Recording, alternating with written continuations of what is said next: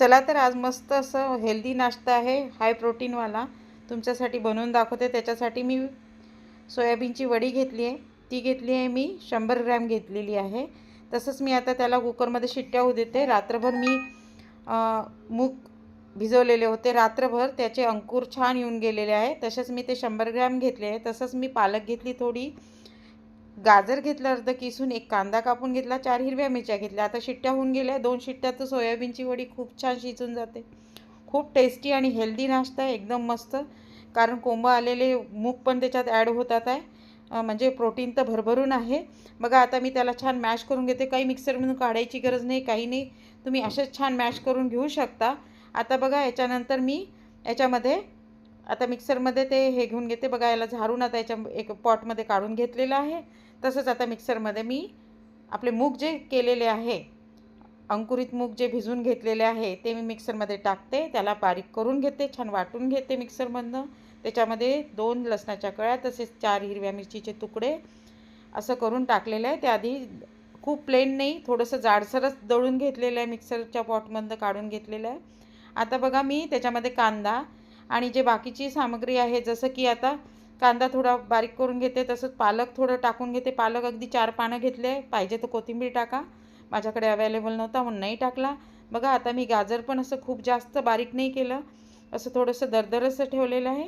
आता छान त्याला मस्त मॅश करायचं आहे, मिक्स करायचं आहे व्यवस्थित। त्याच्या आधी उरलेलं गाजर थोडंसं छान दिसतं म्हणून मी त्याच्यात असं साईडला ठेवलं, पूर्ण गाजर नाही, एक मधल्या साईडचं म्हणा, एक अख्खं गाजर घेतलं। तसंच हळद घेतली 1 चमचा आणि धनेजिरे पावडर घेतली, थोडासा चाट मसाला टाका आणि बघा तिखट टाकलं आहे 1 चमचा। तिखट जास्त तिखट आहे कारण ऑलरेडी 4 मिरच्या घेतल्या आहे। मीठ चवीनुसार आहे। आता याला छान मिक्स करते, पण आधी त्याच्यामध्ये बेसन ॲड करते। बेसन मी टोटल 4 चमचे वापरणार आहे। तसंच मला याला छान मिक्स करून, कारण स्वतःचंच पाणी आहे, पाणी झारून घेतलेलं आहे, नाही तर पाणी पाणी होईल। सोयाबीनचं पाणी काढून घेतलं आधी मी। त्याच्यानंतर मी बघा आता मस्त त्याच्यामध्ये 1 चमचा तांदूळाचं पीठ टाकलं, कारण याने कुरकुरीत होते। हातावर थोडंसं तेल लावा किंवा पाणी लावा। तेल मी डीप फ्राय करणार नाही, शॅलो फ्राय करणार आहे, म्हणून थोडंसं पॅनमध्ये असं पसरट पॅनमध्ये तेल घेतलेलं आहे आणि त्याच्यामध्ये आता हे कटलेट्स ठेवणं सुरू केलं आहे। कटलेट ठेवून राहिलेले आहे, तर हे वळून झाले छान मस्त आणि आता त्याला भरपूर होतात। तुम्ही याला डीप फ्राय करू नका, डीप फ्रायने खूप ऑइली वाटतं खाताना। बघा तुम्हाला इच्छा असेल तर डीप फ्राय पण करू शकता, ऑप्शनल आहे, पण मला शॅलो फ्राय करायचं होतं म्हणून मी असं केलेलं आहे। बघा आता मी याला दुसऱ्या साईडनी दाखवते, खूप कुरकुरीतनं छान होतात, मस्त होतात। सकाळी तुम्ही मुलांना टिफिनवर पण देऊ शकता, झटपट बनतात, काही वेळ लागत नाही, खूप काही हे नाही, मेहनतीचं काम नाही आहे, झटपट होईल। फक्त तुम्हाला एवढं आहे की आठवणीने रात्री मूग भिजत घालायचे। मुगामध्ये एक खास वस्तू अशी करायची की मूग आहे ना, भिजवताना अर्धा इंचच वरती पाणी ठेवा, म्हणजे रात्रभरात ते भिजूनसुद्धा कोंब येऊन जातील, कारण कोंबासाठी सेपरेटली तुम्हाला कापडामध्ये वगैरे बांधायला नाही लागेल। बघा आता छान मस्त असं परतून दाखवते मी तुम्हाला, कुरकुरीत आणि छान कुरकुरीत तर होतातच होतात, पण जास्त वेळ टिकतात सुद्धा, असं हे नाही। आणि दिवसात तुम्ही केव्हाही खा, हे टेस्टीच लागणार आहे। थंडी पण टेस्टी वाटते, गरम पण टेस्टी वाटते।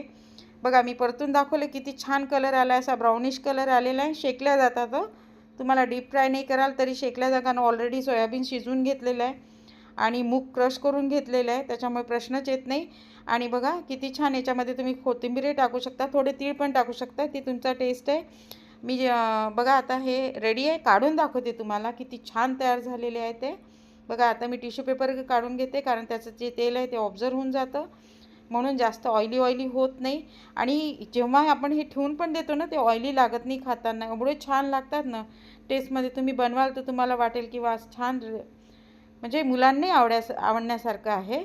त्याच्यामुळे तुम्ही ही रेसिपी नक्की ट्राय करा आणि मला सांगा ही कशी वाटली। भेटूया पुन्हा, थँक्यू सो मच, बाय।